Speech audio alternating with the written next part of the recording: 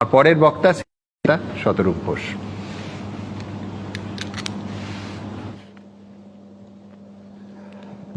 নমস্কার।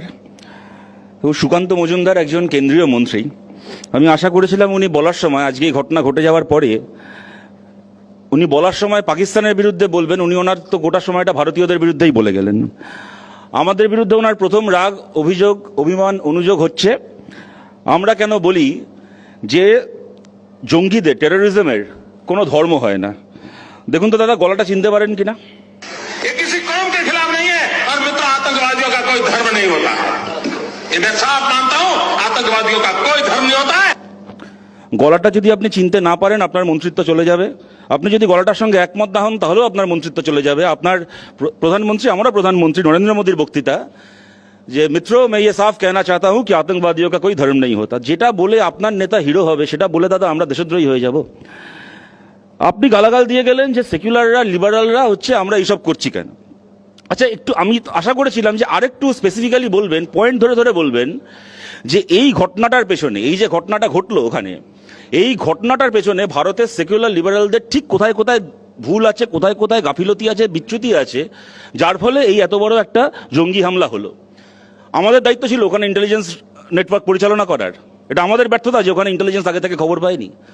আমাদের কাজ ছিল বর্ডারকে, আমরা বর্ডারকে নিয়ন্ত্রণ করি। আমাদের কাজ ছিল পাকিস্তান যাতে জঙ্গিরা ভেতরে ঢুকে আসতে না পারে। ওই 4 জন জঙ্গি তো যেরকম ভাবে ডিম ফেটে মুরগি বেরোয়, এরকম ভাবে ওখানে প্রকট হয়নি। পাকিস্তান থেকে তো বর্ডার পেরিয়ে এসেছিল, কয়েকদিন ধরে ঘুরেছে, ডেকি করেছে, সবকিছু করেছে, অস্ত্র নিয়ে ঘুরেছে। আমাদের কাজ ছিল সেগুলোকে আটকানো। আমাদের দোষটা কোথায় হলো, আমাদের ভুলটা কোথায় হলো, ত্রুটিটা কোথায় হলো, আমাদের ব্যর্থতা কোথায়, যেখানে আপনি একজন কেন্দ্রীয় মন্ত্রী এত বড় জঙ্গি হামলার পরে যতটা পাকিস্তান আপনার কাছে না গালাগাল খাবে, তার থেকে বেশি গালাগাল আমরা খাবো। আপনি আমাদেরকে একটু বুঝিয়ে বলুন। এই যে হবে হবে বলে আমরা বদলা নেব, এই করব সেই করব, প্রথম দিন এরপরে যখন সর্বদলীয় বৈঠকে কেন্দ্রের সরকার ডেকেছিল, যাতে প্রধানমন্ত্রী নিজে ছিলেন না, বিহারে ভোটের ক্যাম্পেইন করছিলেন, সর্বদলীয় বৈঠকে গিয়ে ভারতের প্রতিটা বিরোধী দল বলে এসছে যে আমরা সরকারের সঙ্গে আছি। আমরা বলছি হ্যাঁ, পাল্টা হোক, আমরা আছি সরকারের সঙ্গে। কিন্তু পাল্টাটা কার বিরুদ্ধে হবে? পাল্টাটা জঙ্গিদের বিরুদ্ধে হবে, যারা জঙ্গিদেরকে মদত দিয়েছে তাদের বিরুদ্ধে হবে, নাকি ভারতের ভেতর যাদেরকে আপনারা রাজনৈতিক কারণে নিজে শত্রু মনে করেন, এই সুযোগে পাল্টা তাদের বিরুদ্ধে হবে? আপনি তো সেই হুঙ্কার দিয়ে গেলেন এখানে। দেখুন, এখন যখন এই কথাটা আমরা বলছি, আলোচনা করছি, আজকে 1 মে রাত্রির মোটামুটি 8টা বাজতে চললো, 8টা বাজতে 5 মিনিট বাকি। ঘটনাটা ঘটার পরে 9 দিন পার করে 10 দিন শেষ হতে চললো। এখনো পর্যন্ত এই 4 জন জঙ্গির মধ্যে একজন জঙ্গি গ্রেপ্তারও হয়নি, কারোর এনকাউন্টারও হয়নি।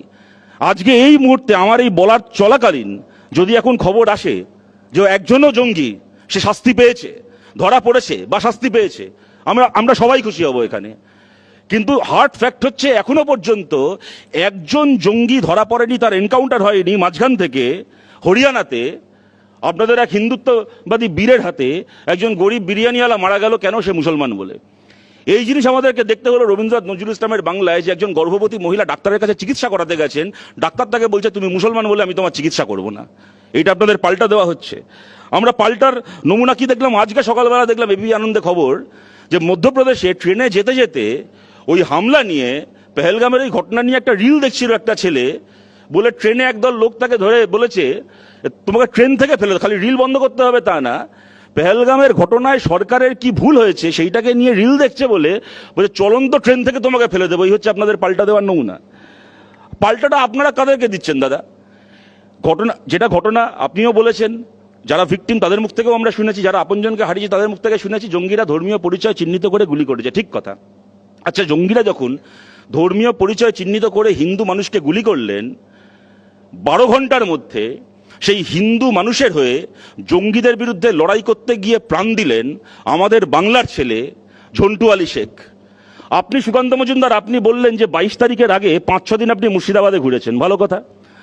যেদিন ঝন্টু আলী শেখের মৃতদেহটা ওই মুর্শিদাবাদ থেকে 50 কিলোমিটারের মধ্যে তেহট্টে আসলো, তার ঠিক পরের দিন আপনি সুকান্ত মজুমদার মুর্শিদাবাদে লালবাগে মিছিল করেছেন। আপনি তার আগে 5-6 দিন ওখানে ঘুরছিলেন, তার ঠিক পরের দিন ওখানে ঘুরলেন, মিছিল করলেন। কিন্তু দেশের জন্য প্রাণ দেওয়া একজন শহীদ যখন বর্ডার থেকে ফিরলো কফিনে বন্দী হয়ে, আর্মির ট্রাকে তার পরিবারের কাছে, না আপনার বিরোধী দলনেতা, না আপনি নিজে একজন কেন্দ্রীয় মন্ত্রী হয়ে ওই চত্বরে ঘুরে বেড়াচ্ছেন, কিন্তু একবার না এয়ারপোর্টে না তার বাড়িতে তার মৃতদেহতে একটা মালা ছেড়ে দিন, একটা ফুলের পাপড়ি ছড়াতে গেলেন না? ঝন্টু আলী শেখ দেশের জন্য প্রাণ দিয়েছিল। হিন্দু মানুষের খুনের বদলা নিতে গিয়ে মুসলমান ছেলেটা প্রাণ দিয়েছে। ও মুসলমান বলে ওর মৃতদেহটা অস্পৃশ্য আপনার কাছে, একটা ফুলের পাপড়ি দিতে যেতে পারলেন না, আপনি এখানে বসে পাল্টার গল্প শোনাচ্ছেন। পাল্টাটা আপনি কাকে দেবেন? আর আপনাদের নদিয়া উত্তর জেলার সভাপতি অর্জুন বিশ্বাস, তার আমরা কল রেকর্ড শুনলাম, বিজেপিরই এক কর্মী তাকে জিজ্ঞেস করছে যেরকম ঝন্টু আলী শেখের বডিটা এসছে, আমরা কেউ মালা দিতে যাবো না, সে উত্তরে বলছে একটা মুসলমান মারা গেছে, মালা দিয়ে কি করবো, ওই মালা দিয়ে আমাদের ভোট বাড়বে?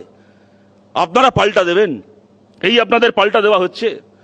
আপনারা পুলওয়ামার পরে কি পাল্টা দিয়েছিলেন? সার্জিক্যাল স্ট্রাইক হয়েছিল, প্রধানমন্ত্রী জানিয়েছিলেন, খুব ভালো কথা। এই প্রশ্ন আমরা করিনি। পুলওয়ামাতে যে পরিবার তার আপনজনকে হারিয়েছিল, সেই পরিবারের মানুষ প্রশ্ন করেছিলেন যে আমাদের আপনজনের মৃতদেহটাকে আমরা চোখে দেখলাম, আর প্রধানমন্ত্রী আপনি আমাদেরকে যে কথাটা বলছেন আমরা কোনো পাকিস্তানি জঙ্গির, এমনকি কোনো পাকিস্তানি সেনারও মৃতদেহ চোখে দেখলাম না, এটা আমার কথা নয়, এটা যারা যার আপনজনকে হারিয়েছেন তাদের বাড়ির লোকের কথা। আমরা কারোর মৃতদেহ চোখে দেখলাম না, আমরা খালি কতগুলো পোড়া তাল গাছ আর কতগুলো মরা কাক দেখলাম।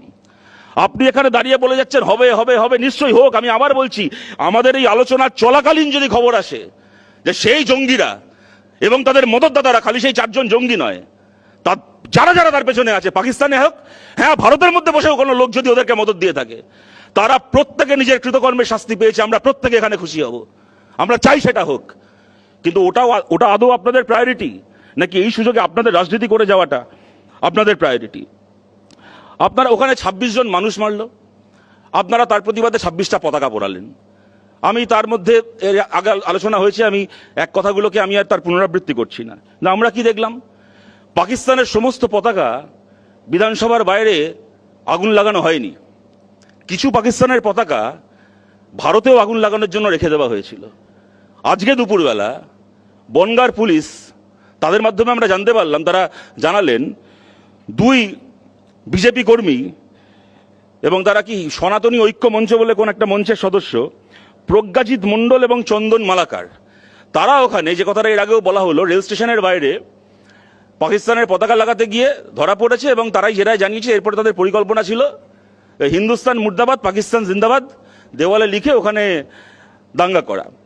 আমি কথাটা পুনরাবৃত্তি এই কারণে করলাম, এর আগেও বলা হয়েছে, আমি দ্বিতীয়বার এই কারণে বললাম, এখানে আপনারা সুকান্ত মজুমদারকে বলার সময় ডক্টর সুকান্ত মজুমদারকে বলতে শুনলেন না যে ভারতের মধ্যে যাদের যাদের হৃদয়ে পাকিস্তান বাস করে তাদেরকে আমরা কি করে বার করব? আপনাদেরকে একটা ঘটনা শোনাই বা একটা ঘটনা জানাই।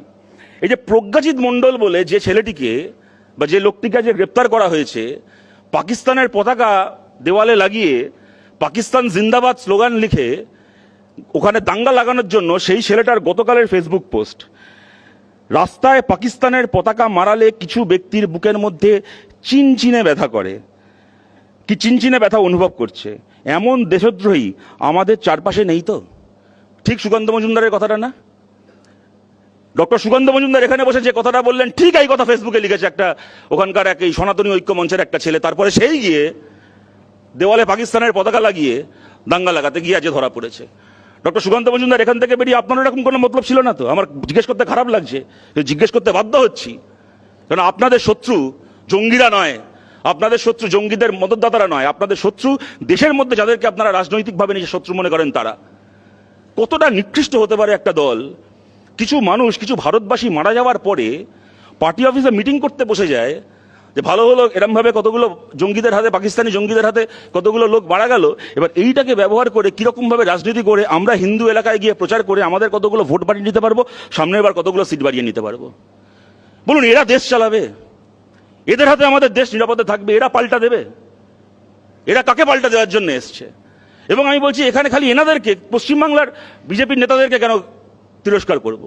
দেশের প্রধানমন্ত্রী নরেন্দ্র মোদী, আপনাদের মনে আছে পুলওয়ামার এই ঘটনার পরে ইলেকশন ক্যাম্পেনে গিয়ে বলছেন, যারা এবার ফার্স্ট টাইম ভোটার, প্রথমবার যারা ভোট দিচ্ছেন, আপনাদের এক একটা ভোট পুলওয়ামার এক একটা শহীদের নাম করে বিজেপিকে দিন। এরকম নিকৃষ্ট রাজনীতি যদি দেশের প্রধানমন্ত্রী করেন, তাহলে দেশের শত্রুরা দেশের বাইরে থেকে আমাদের দেশকে দেখে হাসবে না তো কি করবে বলুন তো? মানচিত্রের মধ্যে, ভারতের মধ্যে বসবাসকারী দেশের শত্রু আসলে কারা? এখানে ব্রিগেডিয়ার দেবাশিস দাস যে কথাগুলো বললেন, আমি অত্যন্ত মনোযোগ দিয়ে ওনার কথা শুনেছি এবং ওনার বেশিরভাগ কথা আমার অত্যন্ত সঠিক মনে হয়েছে। আমি খালি অত্যন্ত বিনয়ের সঙ্গে একটা জায়গাতে খালি আমি কোনো তর্ক করছি না, খালি একটু ডিফার করছি, একটা কথা মনে করাচ্ছি। ব্রিগেডিয়ার দাস, আপনি বললেন যে বিরোধীরা কিছু জায়গাতে সরকারকে যেমন সমর্থনও করে, তেমন তাদের মধ্যে একটা আশঙ্কাও থাকে যুদ্ধে যদি আমরা জিতে যাই তাহলে যে সরকার আছে সে এখন সেই দল তারা সামনের বার ভোট জিতে যাবে, তাদের সুবিধা হবে। কার্গিলের যুদ্ধে আমরা জিতেছিলাম ব্রিগেডিয়ার দাস, তার পরের ভোটে বিজেপির সরকার অটল বিহারী বাজপেয়ীর গভর্নমেন্ট গোহারা হেরে গেছিল। ভারতের মানুষ তাদের এই ম্যাচুরিটি আছে কোনটা আমার দেশ আর কোনটা সরকার, কোনটা আমার দেশ এবং কোনটা দেশের একটা রাজনৈতিক দল, এই দুটোর মধ্যে ডিমার্কেট করতে পারা, ডিফারেন্সিয়েট করতে পারা। আমি সব শেষে দেখুন একটা কথাই বলবো, খুব ভালো হতো যদি আজকে এই বিতর্ক সভাটা কোনো বিতর্ক সভা না হতো। খুব ভালো হতো যদি আমরা ওপারে এবং এপারে বসে থাকা 8 জন ভারতবাসী একসঙ্গে এক কথা বলতে পারতাম। কিন্তু বারবার করে যখন এরকম কোনো ঘটনা ঘটে তখন ভারতের মানুষের মধ্যেকার এই ঐক্যকে ভারতের বিরোধীরা নয়, এই মুহূর্তে ভারতে যারা সরকারে আছেন তারা ভাঙেন। আপনি সঠিকভাবে বলেছেন ডক্টর মজুমদার যে জঙ্গি হানা একমাত্র বিজেপির সময় হচ্ছে না, এর আগের সরকারের সময়ও হয়েছে, ঠিক কথা। কিন্তু তফাৎটা কি জানেন, এর আগের গভর্নমেন্টগুলোর সময় যখন এরকম কোনো জঙ্গি হানা হয়েছে বা যখন হয়ওনি, তখন আগের সরকার তাদের প্রধানমন্ত্রী তাদের নেতা মন্ত্রীদের যদি কথা আপনি শোনেন তাহলে দেখবেন তারা বলতেন যে হ্যাঁ কাশ্মীরের মিলিটেন্সি সমস্যা একটা সমস্যা, আমাদেরকে তার বিরুদ্ধে লড়তে হবে, আমাদেরকে তার বিরুদ্ধে জিততে হবে, ইত্যাদি ইত্যাদি। আর আপনাদের ভাষ্য হচ্ছে করে দিয়েছি, হয়ে গেছে, নোট বাতিল করে দিয়েছিলাম, এখন জঙ্গিরা বাটি হাতে ভিক্ষা করছে, আমরা 370 বিলোপ করে দিয়েছি, এখন কাশ্মীর ঠান্ডা হয়ে গেছে। এইটা হচ্ছে আপনাদের ন্যারেটিভ। এটা হচ্ছে একদম বিজ্ঞাপন সংস্থার দ্বারা তৈরি করা মোদির ইমেজ বিল্ডিং এর যে একটা ওই বিজ্ঞাপনে যেরকম ভাবে একটা প্রোডাক্টের ইমেজ নির্মাণ করা হয়, তেমন নরেন্দ্র মোদীর যে ইমেজ নির্মাণ করেছেন বিজ্ঞাপন সংস্থা দ্বারা গত 10-12 বছরে, এই নির্মিত ইমেজের গালে যখন এরকম ভাবে একটা থাপ্পড় পড়ে তখন আপনাদের কাছে দেশের শত্রুরা আর মূল লক্ষ্য থাকে না, যেন তেন প্রকারে বিজ্ঞাপন দ্বারা নির্মিত মোদির এই ইমেজকে রক্ষা করাটাই তখন আপনাদের প্রায়োরিটি হয়ে যায়। সেই কারণে দেশের মানুষকে আপনাদেরকে আক্রমণ করতে হয়। তাছাড়া আর কি কারণ থাকতে পারে আপনাদের এই রাজনীতির, যে আজকে 10 দিন হয়ে গেল এত বড় একটা ঘটনার একটা বারের জন্য আমরা এই প্রশ্ন করব আপনি পাকিস্তানের সঙ্গে যুদ্ধ করবেন কিনা, বালুচিস্তানকে স্বাধীন করবেন কিনা, পাক অকুপায়েড কাশ্মীর ভারতে চলে আসবে কিনা, এই প্রশ্নগুলো তো আছেই। কিন্তু প্রথম প্রশ্ন তো ওই 4 জন জঙ্গি গেল কোথায়, যখন এলো তখন আটকানো গেল না, কোথায় চলে গেল খুঁজে পাওয়া যাচ্ছে না। এই প্রশ্নটাকে বাদ দিয়ে বাকি যাবতীয় প্রশ্ন এনারা করবেন, তারপরে দেশদ্রোহী হয়ে যাব আমরা। সুতরাং আমি এটাই বলছি যে যদি আমাদের আলোচনাটা আজকে এই স্পিরিটে চলতে পারতো, আমরা সবাই একসঙ্গে এক হয়ে এক কথা বলতে পারতাম, তাহলে সেটা দেশের জন্য ভালো হতো, সেটা আমাদের সবার জন্য ভালো হতো। কিন্তু আপনারা চান না দেশের মানুষের এই ঐক্য। যে কোনো সরকার এরকম একটা পরিস্থিতিতে দেশের মানুষকে নিজের সম্পদ মনে করবে, দেশের মানুষকে নিজের কমরেড মনে করবে, দেশের মানুষকে নিজের সহযোদ্ধা মনে করবে। আর আপনাদের কাছে ওই যুদ্ধটা প্রধান নয়, সামনের ভোটের যুদ্ধটা প্রধান বলে আপনারা বাইরের শত্রুদেরকে ছেড়ে দেশের মধ্যে যাদেরকে নিজের রাজনৈতিক শত্রু ভাবেন তাদেরকে টার্গেট করেন। এটাই আমাদের আক্ষেপ, এটাই আমাদের লজ্জা।